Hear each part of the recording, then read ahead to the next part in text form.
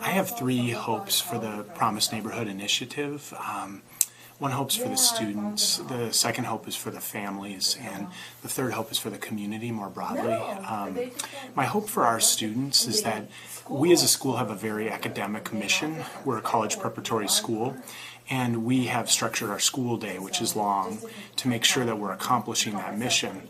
But our students have a whole set of needs that are much broader than that deal with wellness issues, with their overall kind of holistic development. And I hope that by coming together as a network of institutions, we can really provide our students with a much broader array of services so that they can develop holistically. The second hope for our families is that, especially for those families who are struggling on the edge in this recession and to try and prioritize their students and raise them in the right way, I hope that there'll be services that are available to them, medical services, wellness services, adult education, reemployment services that help them get on their feet if they need to, that help them take their family where they want it to go. And then the third hope I have is for the community more broadly. I look at Central Little Rock as a place that's got a long history, but I think it has a sense right now of real emptiness. I think it's lost a sense of the kind of community pride that it's had in the past. And I hope that this initiative will restore a sense of pride and identity to this part of the city, which I think it has and it can re-find, but I think it needs help, and I think the initiative can make that happen. So those are my hopes. I'm Sherry Burks. I'm the Director of Academic Programs at Little Rock Preparatory Academy, and I'm to address why we decided to join the Promised Neighborhood Initiative. I think what walks through the door has such, and I'm speaking of our students, there's a magnitude of need that we deal with as a school and as a community. And as cliche as it sounds, two heads is better than one, and I understand now that there's close to 7 partners in this initiative. And I have to imagine the wealth of knowledge and sharing that will come from this will just bring great things to our students and to the other schools and other community partners. Working together is going to be great because we have students that need services, and we need to find out where they are, and we need volunteers. We need a group that will take on our students and families and their needs. I'm Ryan Davis. I'm a 7th grade teacher at Little Rock Preparatory Academy. I'm also the Director of Community Engagement here. Little Rock Preparatory Academy, and I want to say first that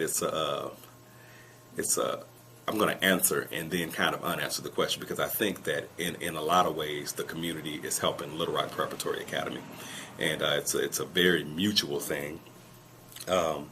Now, first off, obviously, Little Rock Prep is providing a second educational option for families in the neighborhood, and particularly if we consider that there aren't very many neighborhood schools in this immediate part of the Promised Neighborhood. I would say that within the past 7 years, or 7 years ago and past that, there have been 3 to 4 elementary school closures.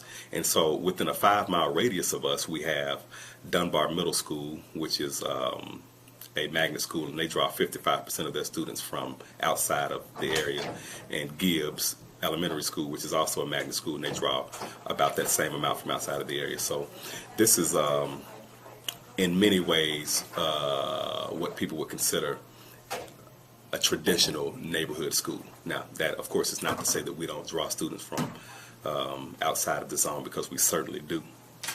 But there's a sense of community, and there's a sense of an opportunity to connect with children at our school, because I think, for instance, we've seen a lot of excitement from the people at Children's Hospital, because there's an elementary school, a school within walking distance of them that they can partner with. And so we are in the process of building partnerships with people within our immediate neighborhood.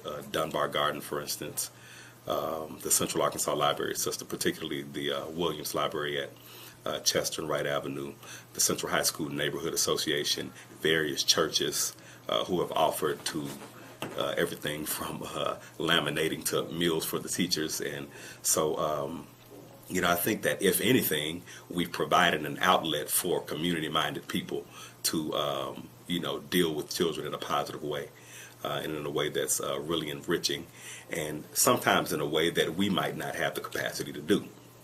And so it's very mutual. So I personally have made a promise to the students that live in the Central Little Rock neighborhood, and the staff that we've hired for Little Rock Prep have done the same.